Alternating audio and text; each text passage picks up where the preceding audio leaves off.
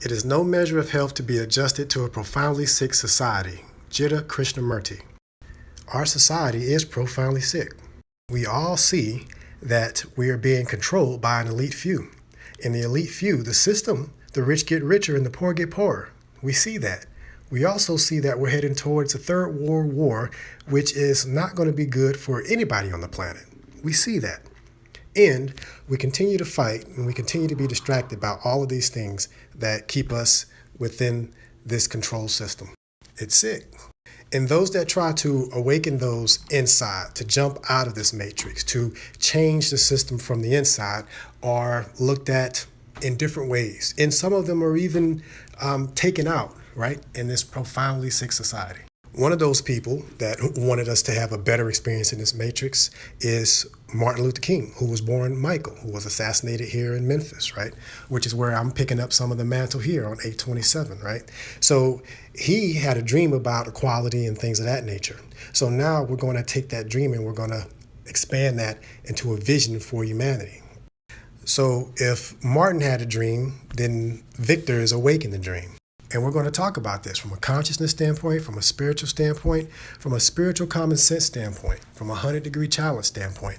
I try to make it very simple to prove this wrong or to prove yourself wrong. This isn't about any belief system. This is about the being experience in the belief systems.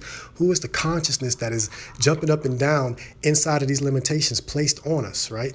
And are these limitations true? These are the things we got to question. Can we jump out of the jar or not? Is our potential able to jump out of the jar or not? Are we spiritual beings having a human experience or not? And we can talk about these things in excruciating detail as I've been studying this matrix publicly for years under the alias Victor Bang.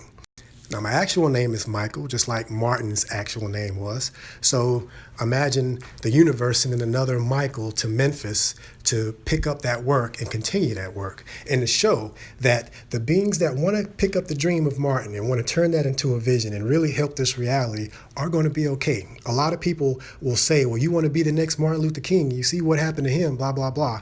Like the whole whack-a-mole deal is going to happen with everyone that stands up and tries to awaken our people, right? So you're going to see another example of it. What's going to happen? We'll see. But more spiritual warriors are here, and we're doing work in Memphis. And it makes sense, right? It makes sense that a legal alien would be working in a city where there's a pyramid, right? Especially when you're talking about an ancient entity, if you will. We'll get more into it, but the challenge is out there. And we're going to do this in the public, right? You can't gaslight a light. So it either is true or it's not, right? And if it's a belief, then we're going to show that it's a belief. And we'll talk about beliefs.